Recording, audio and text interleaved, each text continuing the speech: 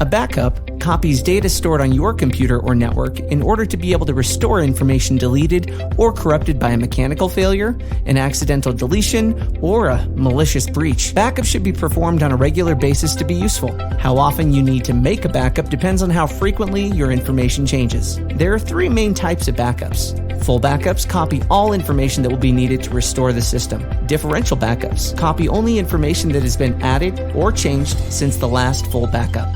Incremental backups copy only information that has been added or changed since the most recent backup. Backups may be stored in the cloud or on another device connected to the network, or on an external device such as a hard drive.